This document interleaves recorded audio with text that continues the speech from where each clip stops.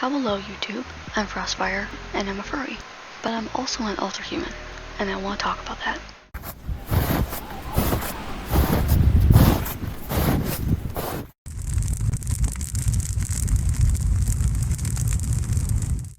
This is a topic that has been weighing heavily on my mind, and it holds immense personal significance for me. After much contemplation, I feel compelled to share the connection between these two integral parts of my identity, even if it means potentially losing viewers or not being taken seriously. I believe it's crucial to discuss this. Due to how much this matters deeply to me, I trust that those who truly care about me will appreciate and engage with what I have to say. My journey of embracing my Alterhuman identity has been influenced by a lot of different factors, including my experiences with depersonalization disorder, my religious background, and also my sexuality and gender identity to a lesser extent. But perhaps one of the biggest factors of all, besides the dissociation, is my autism, which has played a big part in how I experience the world around me. I denied my Alterhuman identity at first, but had an epiphany that solidified it for me. I know that it's a complex topic, and I've been hesitant to talk about it, but other than just venting about this to get it out of me, I feel like it's important to share my thoughts and experiences with others who may be going through something similar. So in this video, I want to share my story and talk about how being a furry and an Alterhuman are connected for me, and what it means to embrace these identities in a world that doesn't always understand them.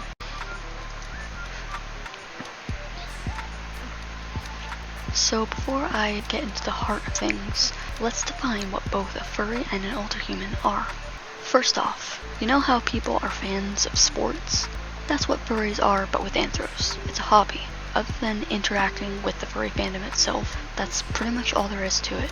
Now, defining what an Alterhuman is a bit more complicated than defining what a furry is. Alterhumanity isn't a hobby, it's an identity. The two most common terms within the umbrella are therian and otherkin, both of which I'm sure some of you have heard floating around the internet. Being as Alterhumanity is far more nuanced than the furry fandom is, at least in my opinion. I could go on and on about many more terms, but I will leave those for the topic of the next video, but you can also look at resources I have in the description.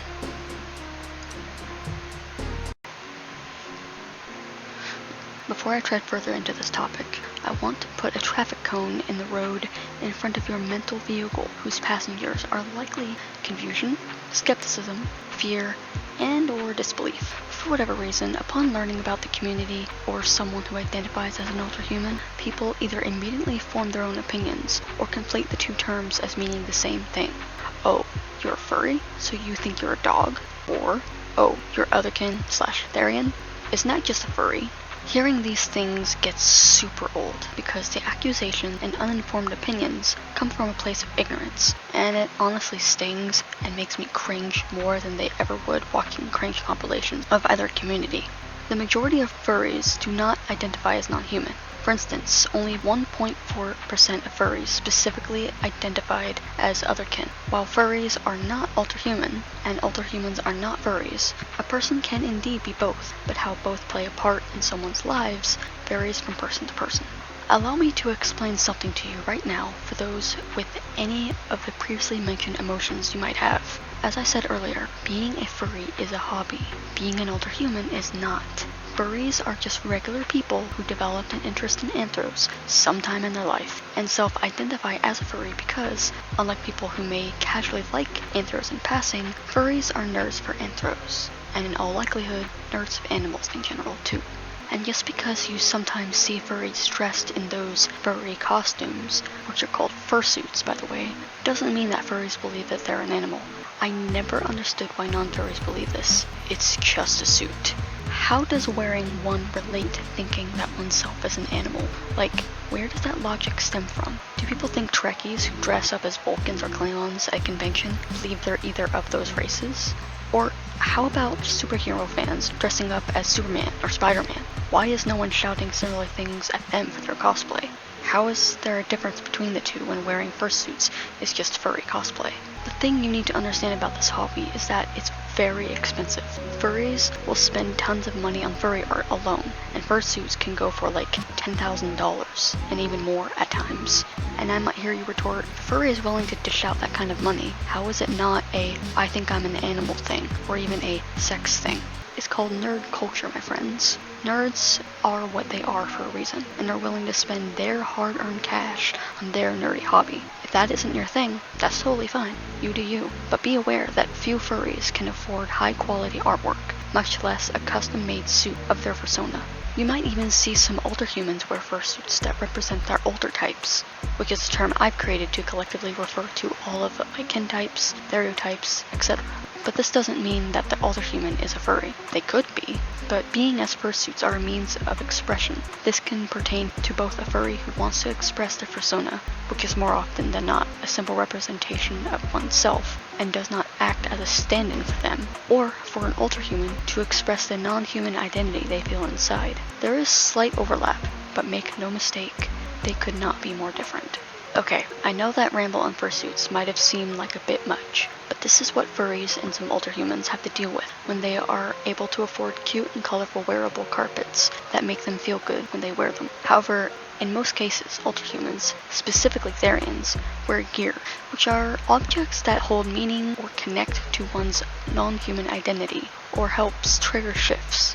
Gear is often, but not limited to, accessories that one can wear, which are centered around the theme of their identity, and not fursuits. And a shift, by the way, is a change in state of being where a human feels as if they lean more towards their animal/creature self.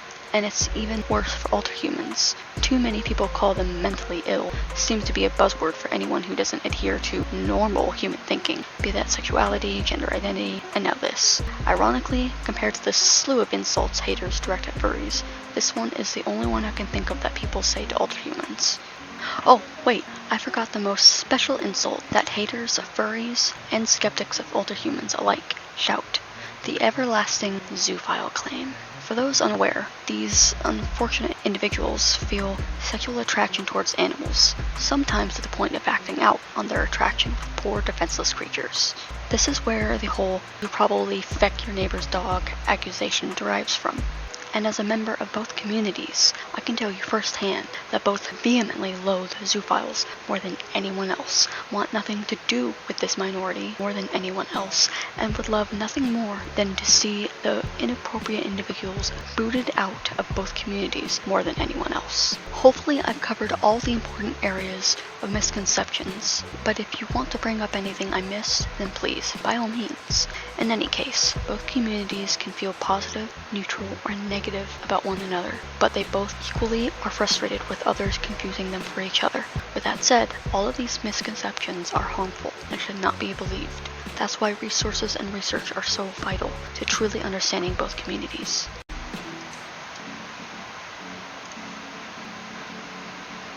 My journey to becoming a furry is a bit funny. In February 2016, I wanted to buy a pair of cute fingerless paw gloves, and my ex-friend joked that I was a furry because of it. At that time, I only knew of the term furry from IMVU, where I thought it referred to items for avatars to wear. I had no idea that it had a real-world meaning. However, as someone who used to create furry avatars that often freaked out strangers online, I realized that there might be more to this furry thing than I thought. One day, I was browsing DeviantArt, looking up creatures as usual, but then I found myself being drawn to anthro art without even realizing that those were personas. I remember thinking, there should be a big group or something of people who love creatures and anthros and stuff. Little did I know that such a subculture already existed and was thriving. So after being called a furry, I googled furries and became immersed in this new, yet familiar thing.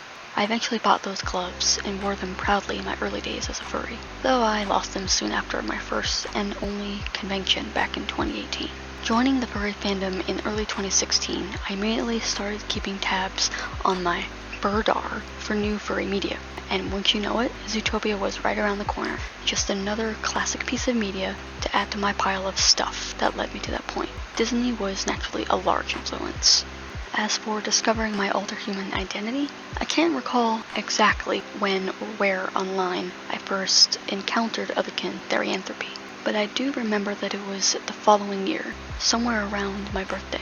I told my other friend that I didn't feel entirely human, or something along those lines. At that point, I sensed that there was something different about me.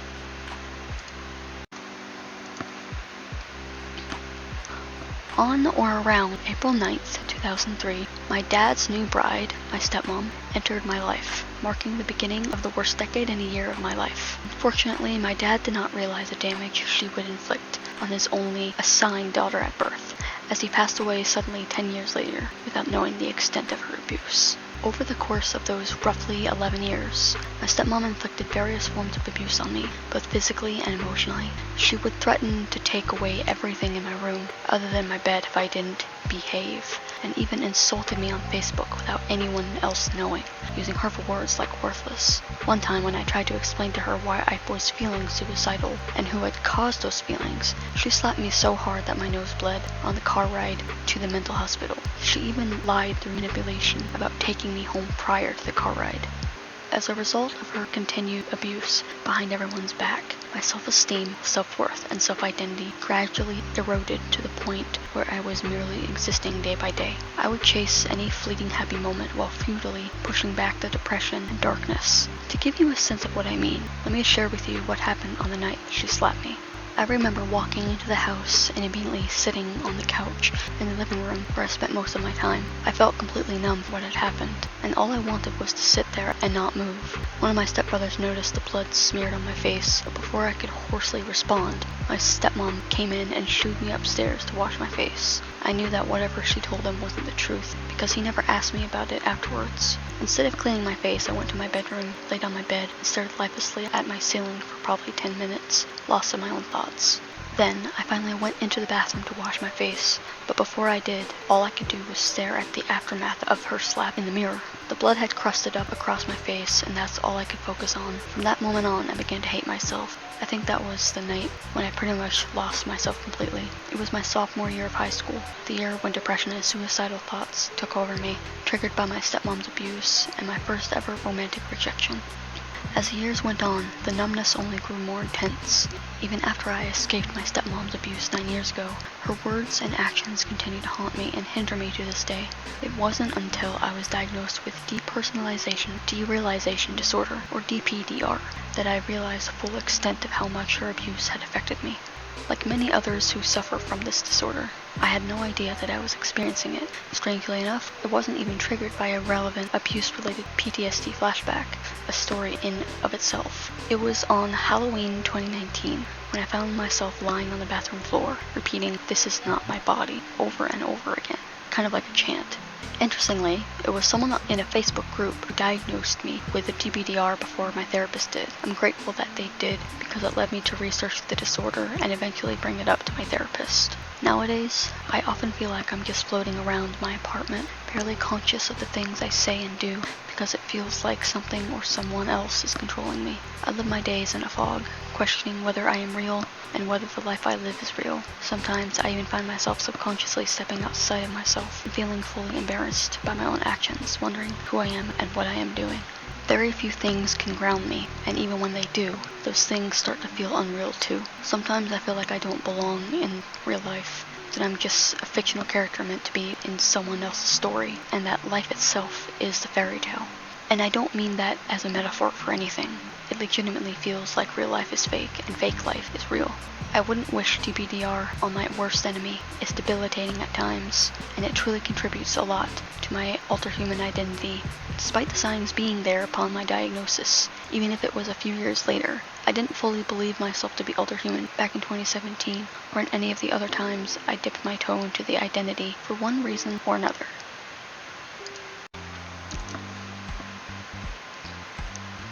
Even I was not immune to Alterhuman misconceptions. In the beginning of my Alterhuman identity exploration, I falsely believed that being otherkin or therian required belief in reincarnation, or that it was just a spiritual belief. However, Alterhumanity is incredibly multifaceted and can be a spiritual belief for some, while not for others. Due to my misguided trust in this misconception, I felt uncomfortable identifying as Alterhuman, as it conflicted with my beliefs about the soul and past lives as a Seventh-day Adventist Christian. I felt it would be offensive to God, so I denied my Alterhumanity completely. A fiction-kin friend of mine even believed that I wasn't an Alterhuman at the time because I didn't have past lives. I tried to salvage it by identifying as other-hearted and coping-like. No matter how hard I tried to fight it, I kept being drawn back to Alterhumanity. Something was calling me back to it, reminding me of the deep well of identity that I was actively suppressing. To discuss how I accepted my Alterhumanity, I first have to dive into my gender identity. The earliest date I remember accepting that I was non-binary was 9 days before Halloween of 2019, when I joined a non-binary Facebook group. However, it wasn't easy for me to shift my thinking into my newfound gender identity. When I confided in my ex about it, he was outwardly against it. We tried to come to a compromise, but it wasn't a good one. But I continued to label myself as non-binary anyway, and out of fear of identifying as trans, though I don't remember why now. On November 27, 2021, my life changed forever.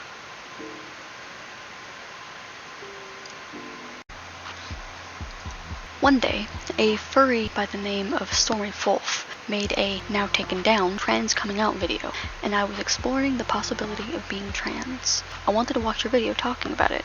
As I watched, I found myself unexpectedly in tears. But it wasn't because I realized I was trans after all, which did happen, mind you. Instead, I was hit with a profound feeling of, I don't feel human. It was the most intense feeling I had ever experienced. It was a knowing that I had been suppressing for a long time. The thing that I had denied ended up being the thing I was all along, even though the video had nothing to do with my species identity. After that experience, I talked to my therapist, and she helped me understand that this feeling was the crux of everything. As I looked back at my identity and connected the dots, it all made sense. But most of all, it explained why I experienced little traumas regarding my body during puberty, which eventually led to my gender dysphoria and non-binary identity. What I didn't expect was that I am pretty sure I am trans species. While Alterhumans are generally not trans species, they can be. I experienced severe species/gender dysphoria to the point where I longed to get out of this wretched human body. However, I still had some denial even after that video. But then there was a Twitter thread about signs someone might be a therian, and it legitimately rocked my world, and 100% did away with any possible doubt I might have had. I'll link that in the description. It was honestly surreal reading that thread. I cupped my hands around my open mouth in utter speechlessness. It was an absolute bombshell. Regarding my gender identity, I officially came out as trans non-binary on January 25th, 2022. Thanks to the extreme euphoria I got from a friend who corrected himself regarding my preferred pronouns just 2 days prior. It was the first time someone acknowledged my gender, and it felt so good to be seen. At this point, I was tentatively accepting myself as a trans non-binary Alterhuman. Today, as I'm writing this script, I had yet another epiphany. I was on the right track with coping link, but I realized that I'm not that. I'm actually coping kin, an Alterhuman who involuntarily adopts a non-human identity to cope with their life or traumatic events from the past. Now I want to talk about something that is likely the glue that holds my identity together with my past trauma.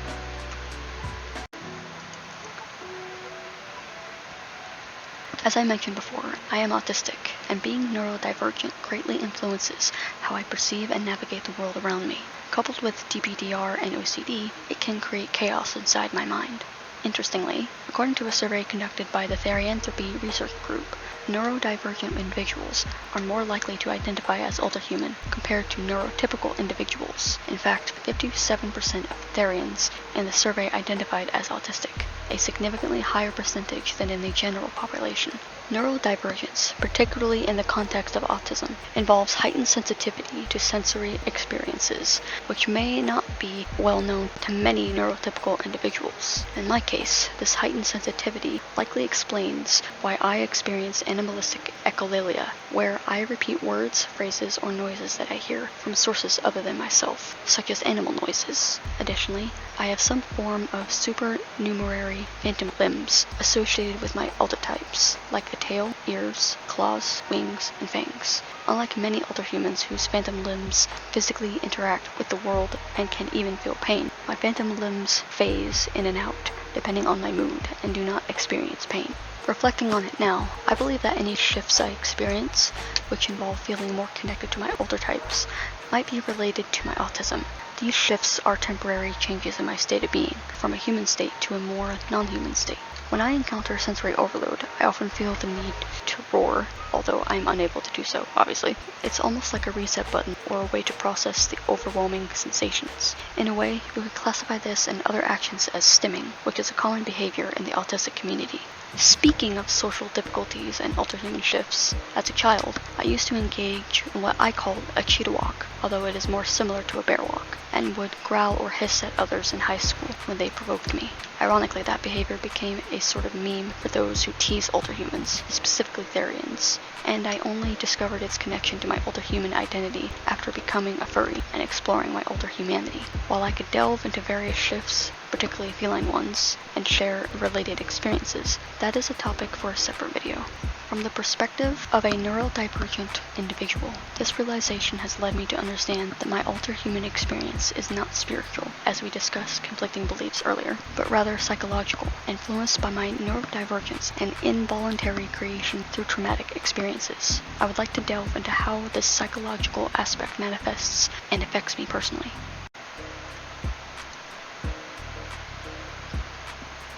Since childhood, animals have been my special interest, long before I knew I was autistic. What I also didn't realize then was that my interest in animals was far more nuanced than just being an animal lover. As the years passed, I became more and more comfortable with animals than humans. Eventually, they felt as though they made more sense to me than humans did. Even as a child, animalistic creatures stuck with me more than human characters in media. Some therians believe that exposure to certain animals or creatures during childhood can lead to the adoption of their identity, a process known as imprinting. While this may happen for some individuals, it is important to note that it is not a guarantee. For example, although I walked on my knuckles after watching Tarzan in a theater at the age of 8, this does not imply that anyone who acts animalistic or is around animals during childhood will adopt a non-human identity. Furthermore, this does not mean that I identify as a gorilla, as I do not to this day. It was likely just a product of me being a young child imitating something else that stuck with me. However, even if mere imitation was the case with that example, it is crucial to note that it was a foundational piece that would later build into my non-human identity. Additionally, while many Alterhumans exhibit non-human behavior in early childhood, this experience is more relevant in the present than in the past. This is why I have been unknowingly walking away from, and then later coming back to, the inevitable truth of my non-human identity, similar to someone walking through a revolving door to enter a building only to end up back inside. Rather than childhood experiences, my predisposition to adopting a non-human identity was influenced by my autism and brain chemistry as a whole. This allowed me to connect the dots that my various behaviors and mindsets were not typically human. In my Alterhuman experience trifecta, traumatic events have also influenced my state of being. Explaining one's Alterhumanity through traumatic means is controversial within the community, as some Alterhumans claim to have adopted a non-human identity as the result of a traumatic incident. Some claim to use it as a coping method, but much of the community claims that this is not actual Alterhumanity. However, I know that without the joining of my autism and traumatic past, I would not be who I am, including being an Alterhuman, which is why coping can fit so well for me. For some Alterhumans, survival instincts are triggered in times of stress, and the acceptance of an instinctual, animalistic self becomes a permanent and integral part of who they are. This is the case for me. My identity still aids me in daily life, not only in times of stress or trauma, but also in self-expression, which could be related to my autism. Psychological resilience is the process of adapting well in the face of adversity, trauma, tragedy, threats, or significant sources of stress. According to the American Psychological Association, one of the 10 ways to build resilience includes looking for opportunities for self-discovery. Alterhumanity could be a natural result of learned behaviors that have allowed many of us to deal with the hardships in our lives. The behaviors associated with being a non-human have become a permanent part of our identity. Compartmentalization is considered a lesser-known form of dissociation, in which parts of oneself are separated from awareness of other parts and behave as if one is different from the other. This could explain why younger Alterhumans usually talk as if their older types is separate from them. My persona is me, but also separate from me. It should be noted that some psychologists consider defense mechanisms and coping mechanisms to be different. The difference is that a defense mechanism is subconscious, whereas a person can consciously choose between different coping strategies and find which strategy works best. I once believed my non-human identity to be conscious because I didn't know it could be subconscious and not interfere with my spiritual beliefs. This part of me is a defense mechanism, but I also feel I teeter on it being a coping mechanism as well. In most cases, psychological Alterhumans find a balance between their human and non-human selves as they become integrated and functional. Now to address my hobby as a furry and my identity as an Alterhuman.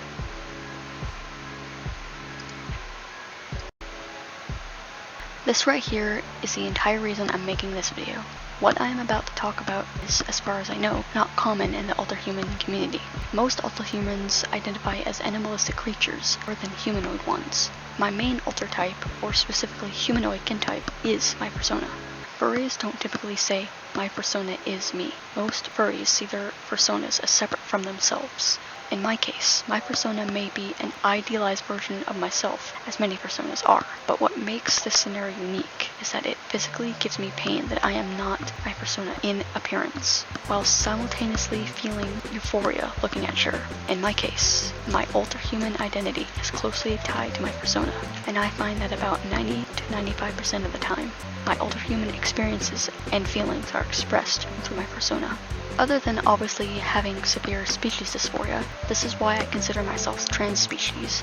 It's one of the only terms that seems to perfectly describe what I experience within, just as I wish I could surgically transition as non-binary by eliminating my sex characteristics. I wish I could surgically transition to my persona by obtaining animalistic features. For a short time, furry gender, or a gender that can only be described as one's persona, used to be the thing I thought described my experience, up until I came to understand I experienced Alterhumanity on a psychological level.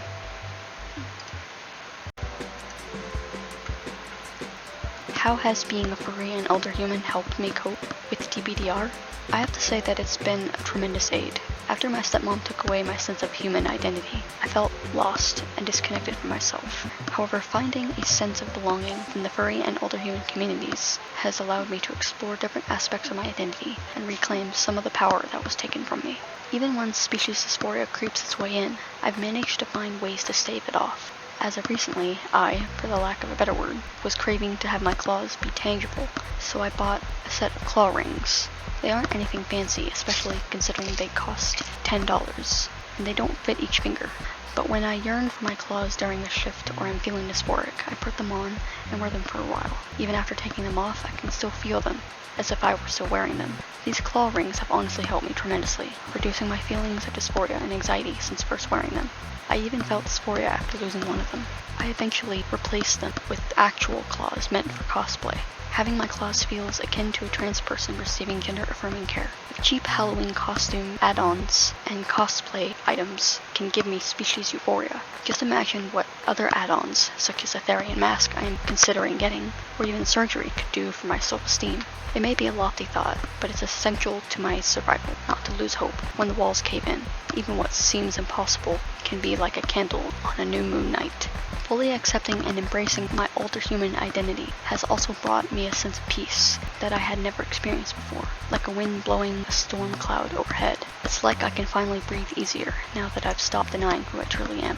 I'm able to just be me and focus on what's important. This newfound sense of self has even strengthened my bond with my cat, who I now identify with as a feline. It feels like we speak the same language, and our relationship has become even more special as a result. Of course, I still struggle with self-loathing at times, but accepting and understanding myself as a furry and Alterhuman has definitely helped me to accept and understand myself more fully.